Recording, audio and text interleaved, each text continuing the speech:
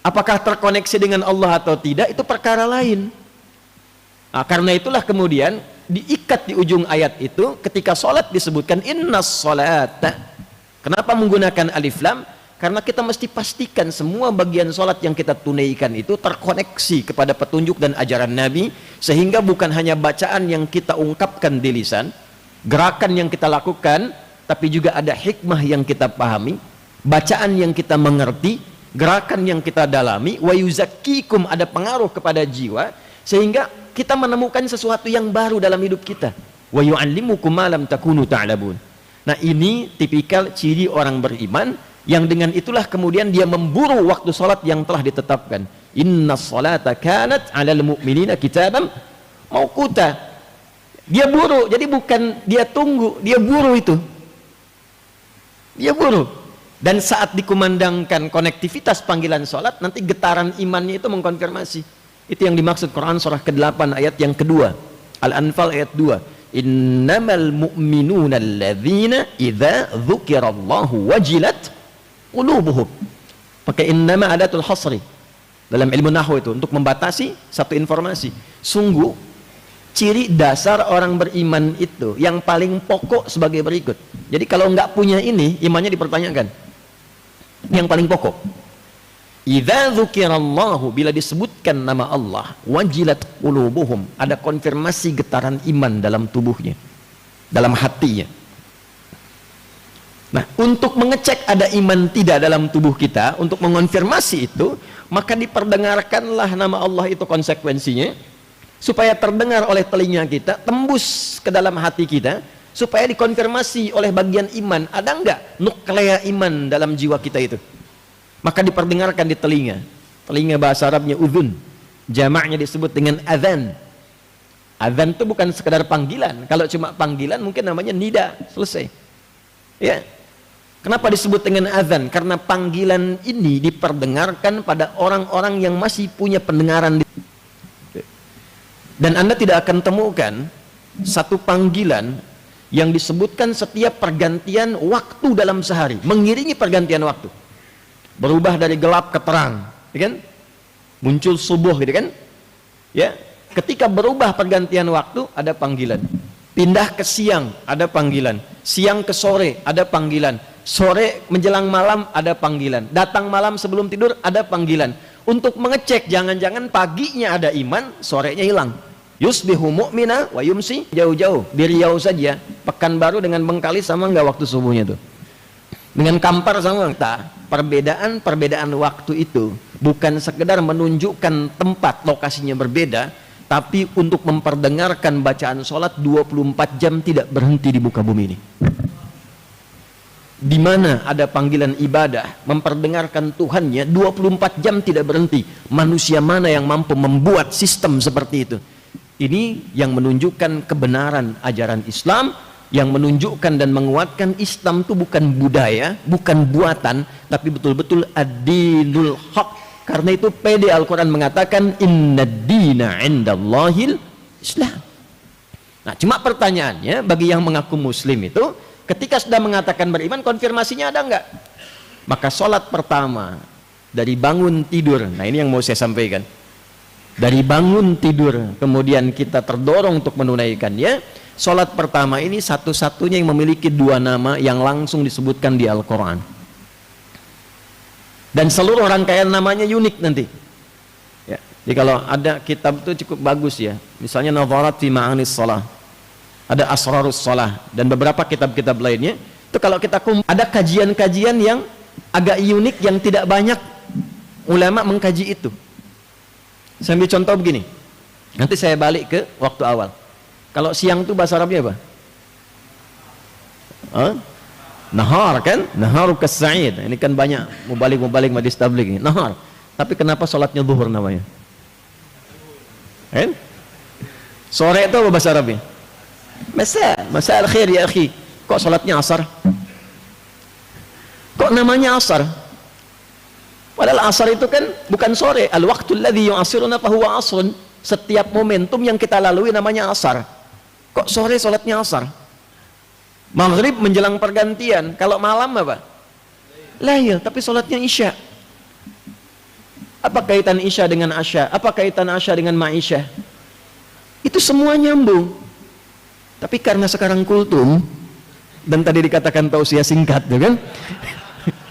Maka saya hanya akan buka bagian pertama saja. Kenapa sholat pertama itu subuh dan disebut juga dengan fajar? Kenapa ketika disebutkan fajar yang disebutkan Qur'annya? Kenapa ketika disebutkan subuh yang disebutkan tanafusnya? Quran surah 81 ayat 18, was-subhi idza tanaffas. Quran surah 17 ayat 78, aqimis salata liduluki syamsi ila ghasaqil laili wa qur'anal fajr. Inna qur'anal fajri kana masyhuda. Yang lainnya salat, begitu masuk ke fajar Quran, begitu masuk ke subuh tanafus. Pernah nggak kita kaji dulu? Itu poin yang pertama dulu. Bapak Ibu sekalian, hadirin rahimani wa rahimakumullah. Saya mulai dari fajar dulu. Ada 3 kata dan 3-tiganya muncul di Quran. 1 fajar, 2 infajar, 3 fujur. Ya, fajar, infajar, 3 fujur. 3-tiganya punya akar kata yang sama, berasal dari huruf fa, jim, dan ra. Yang asal mula katanya adalah sesuatu yang memancar, ya, terhadap respon dari satu hal. Jadi ada satu pancaran, ya, untuk merespon satu hal, keluar pancaran itu. Jika yang dimaksud responnya fisikal, keluar memancar secara material, itu digunakan kata infajar namanya.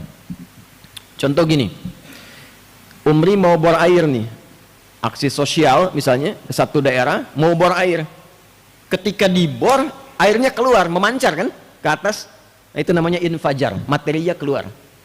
Ya, contoh Quran surah kedua ayat 60, 12 kabilah suku supaya mengeluarkan 12 mata air langsung supaya nggak rebutan 12 nih. Maka turunlah firman Allah, pukulkan tongkatmu yang kayu ke batu itu untuk menunjukkan ini mukjizat. Kayu sama batu kuat mana? Batu. Tapi untuk menunjukkan tongkat ini ada mukjizatnya, pukulkan kayu ke batu yang pecah batunya, nanti memancar dari batu itu 12 mata air.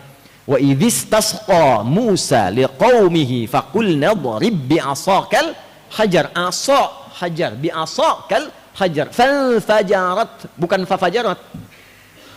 Falfajarat min husnata asyrata aina, memancarlah 12 mata air.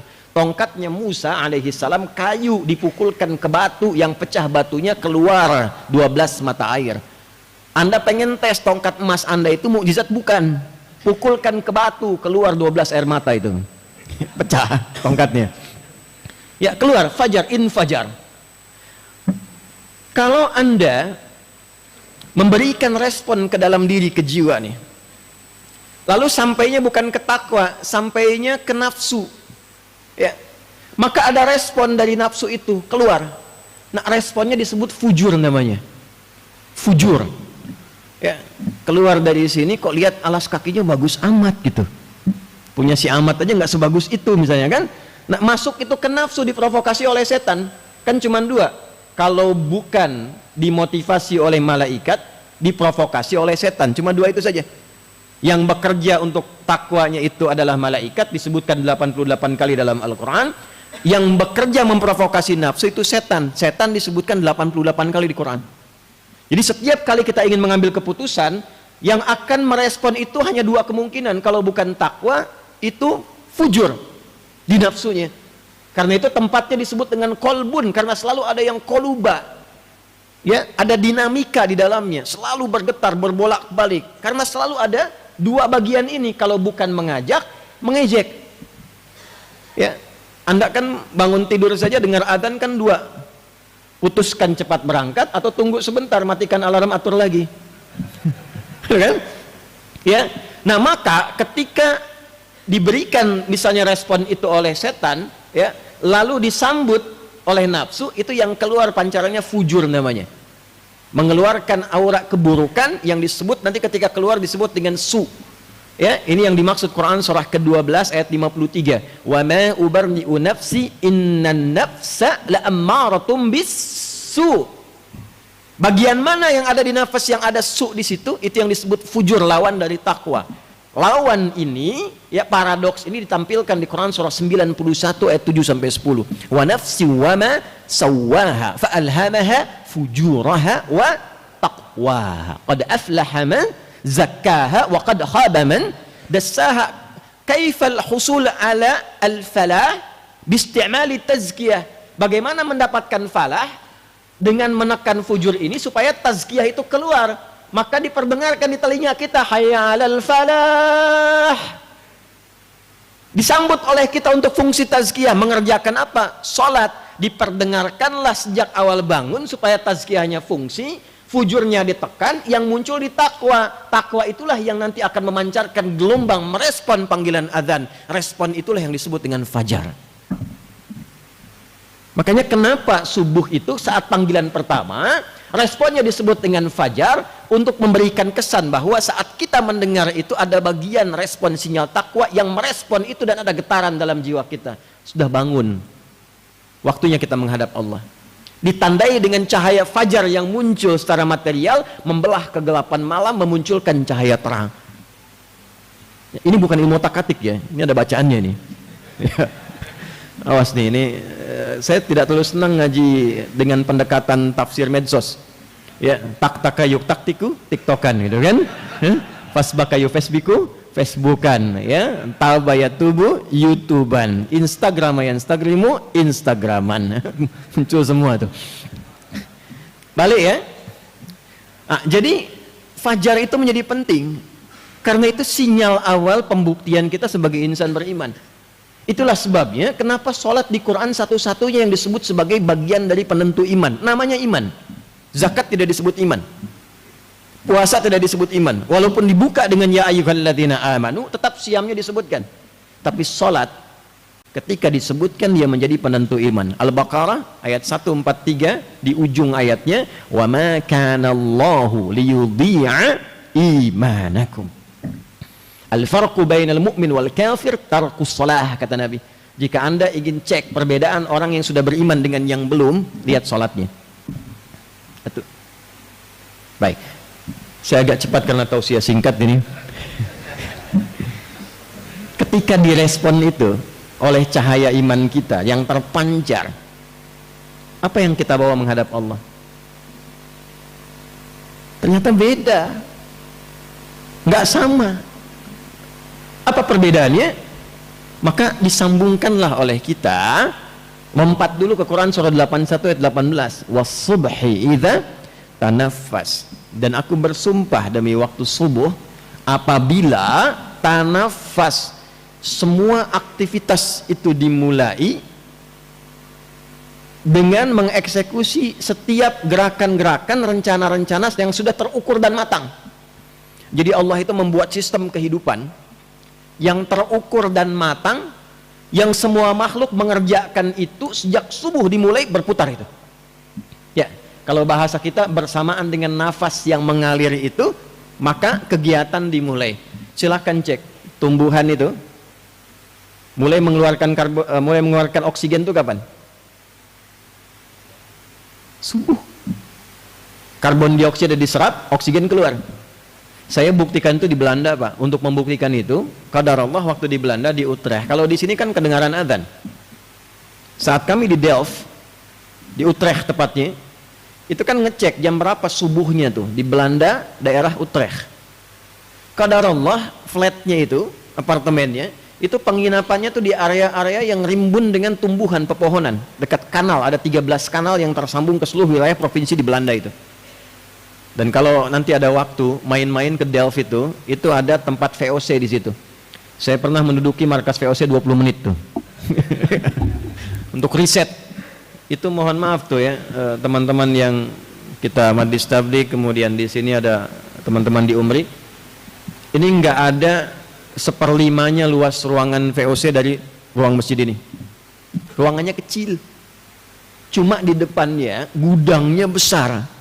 Memanjang dari kali, yang kali itu menyambung nanti ke Samudra Hindia. Jadi kalau ngambil dari kita itu rempah-rempah, mereka langsung ngambil kapal, itu langsung berhenti depan gudangnya, bongkar muatnya. Tapi poinnya bukan itu. Saya kembali ke Utrecht. Jadi sebelum 5 menit sebelum waktu subuh tiba saya keluar. Tidak ada segar-segarnya. Padahal semua isinya pohon, pohon. Dan itu udaranya luar biasa. Begitu masuk ke waktu subuh, itu berubah drastis, segar semua. Oksigen muncul. Wassubhi idza tanaffas. Matahari mulai bertugas. Kegelapan malam, belah, keluar cahaya. Ya, semua bertugas. Anda bayangkan, yang tidak dihisab saja mengikuti sistem yang Allah buat. Manusia itu bukan hanya sistemnya, diatur oleh Allah pergerakannya, pedomannya, arahnya, ditunjukkan sampai ditanya, fa'aina tadhhabun? Engkau ini mau kemana sebetulnya? Engkau aku ciptakan, hikmahnya aku jelaskan, sistemnya aku terangkan, pedomannya aku kirimkan, rasulnya aku tetapkan, pembinaannya ada, penjelasannya lengkap. Tapi masih belum paham juga, masih belum dipilih juga. Engkau mau kemana? Kan? Maka ketika datang panggilan itu, kita pun mulai merencanakan, membawa peta hidup, peta jalan kehidupan, bagaimana mengawali kegiatan di hari ini supaya terukur. Dalam bahasa Arab, ketika Anda menyiapkan sesuatu yang terukur, terencana untuk dieksekusi, itu disebut dengan subuh namanya.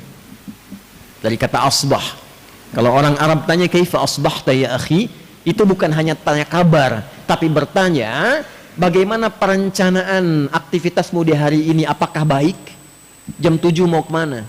Jam 8 di mana? Jam 9 kerjakan apa? Jam 12 mau kemana? Zuhur mau di mana? Asar di masjid mana? Sampai Isya jam berapa Anda tunaikan, di masjid mana Anda lakukan? Itulah subuh. Nah, jadi insan beriman itu tipikal utamanya, insan beriman, ciri keimanan kita, ya, sebelum kita menjalankan aktivitas kita sudah punya rencana yang terukur.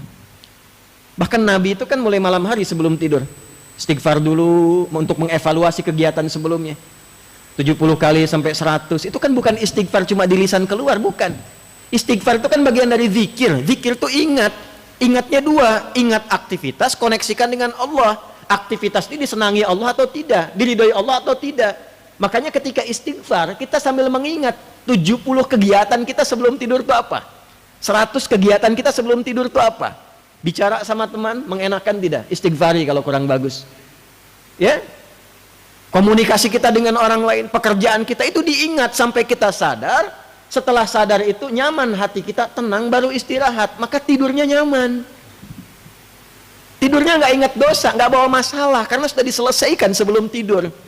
Yang lebih bagus sebelum tidur rencanakan buat besok. Fa idza faraghta fansab. Besok mau ngerjakan apa? Sehingga seluruh yang telah kita siapkan itu begitu datang panggilan Allahu Akbar, rencana itulah yang kita bawa menghadap Allah supaya kita sampaikan, kita bacakan agar mendapatkan ridha Allah, taufik Allah, bimbingan Allah dalam sujud kita minta. Itulah sebabnya kenapa sholat pertama disebut dengan fajar dan sholat subuh, dan yang disebutkan bacaannya bukan sekedar sholatnya, untuk bertanya rencana apa yang sudah Anda siapkan di hari ini. Doa apa yang Anda panjatkan di subuh ini? Permintaan apa yang Anda sampaikan di subuh ini? Itulah sebabnya menggunakan kata Quran. Quran bentuk umum, mencakup dua hal. Satu, bacaan-bacaan umum yang telah kita siapkan. Ada doa apa? Istighfar apa? Zikir apa yang kita bawa di fajar itu? Pernah nggak kita nyiapkan agenda tuh sebelum kita memulai menunaikan sholat? Supaya saat sujud kita minta dimudahkan. Itu rahasianya kenapa banyak sahabat memulai dari masjid aktivitasnya sampai syuruk gitu, baru berangkat, dan nanti sebelum pulang mampir ke masjid. Kalau sirahnya lengkap, ini kalau kita satukan kajiannya, nanti PR nih Majelis Tabligh kalau kita bikin kegiatan pedoman deh, coba kita satukan itu jadi implementasi kehidupan, pedoman hidup Islami sebagai seorang muslim, dari akidah, ibadah, muamalah sampai akhlak tuh, ya. Bagaimana pagi memulai dengan iman.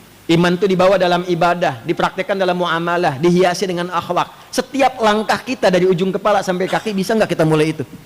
Sehingga nanti sifat itu terkoneksi dengan Allah yang memberikan kasihnya kepada kita. Sifat ibadahnya merubah kita menjadi abdun, dijamakkan dengan ibad, membentuk karakter sebuah akhlak. Itu yang dimaksud wa ibadur rahmanil ladzina yamshuna 'alal ardi hauna wa idza khatabahumul jahiluna qalu salama. Ibadnya karakter seorang yang menunaikan segala hal atas dasar ibadah, dimiliki sifat kasih yang tersambung idhofah kepada Allah, dibimbing jadi karakter. Jadi melalui karakter moral, membentuk karakter intelektual, menghasilkan karakter kinerja. Dari etos dibimbing logos, masuk ke patos. Itu gambarannya. Nah, persoalannya dari sekian banyak kita sholat subuh dan fajar itu, sudah berapa banyak rencana yang disiapkan? Berapa yang sudah kita mintakan kepada Allah? Nah, aspek keduanya, Quran juga permintaan itu ketika berjamaah nanti diwakilkan bacaan umumnya oleh imam. Itulah sebabnya kenapa imam kualifikasinya itu spesial, khusus. Karena di antara makna Quran kalau idhafah itu di antara maknanya Al-Quran yang dibacakan. Quran surah 75 ya. Dari ayat kita ambil saja misalnya 16 sampai 18. La tuharrik bihi lisanaka litajala bihi. Inna 'alaina jam'ahu wa qur'anah. Fa idza qara'nahu fattabi' qur'anah wa qur'anal fajr. Inna qur'anal fajri kana masyhuda. Maka kita punya bacaan yang kita bawa, jamaah di masjid diwakilkan oleh imam. Itulah sebabnya kadang-kadang imam sudah menyiapkan ayat, tiba-tiba saat mimpin bisa berubah itu. Gak percaya silahkan, bisa berubah. Kenapa? Karena Allah arahkan bacaan itu sesuai dengan kepentingan umumnya makmum. Itulah sebabnya imam berikhtiar, dicontohkan Nabi sebelum sholat nengok dulu ke jamaah kan. Bukan perkara istaqimu dan jamaah jawab sudah tahu. Bukan itu yang penting. Lihat siapa yang sholat. Adakah yang buru-buru, adakah wajah-wajah sedih, adakah wajah-wajah yang ikhlas sehingga bacaannya harus surat Al-Ikhlas. Nggak kuat berdiri lama kan? Itu semua dilihat. Maka ketika kemudian ada kan yang sebelum itu lihat dulu, saya itu masuk ke tempat murojaah imam di Masjid Nabawi, undangan khusus. Ya, Syekh Hudzaifi itu masih murojaah apa? Ngecek imam-imam yang lain, yang muda-muda setoran sebelum dimulai sholat. Kami diundang masuk, lihat diskusi. Setelah itu dibawa ke makam Nabi, udah selesai ke Raudah dan sebagainya. Itu masih murojaah, kan ada CCTV.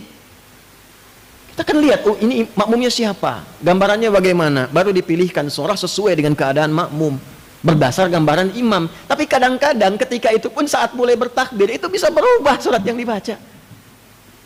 Coba kenapa nggak disambungkan ayat 16 tiba-tiba inna anzalna tuh? Dari surat 2 ke surat 97 kan lompatannya jauh itu. Itu kan nggak tiba-tiba pengen dibaca begitu saja itu.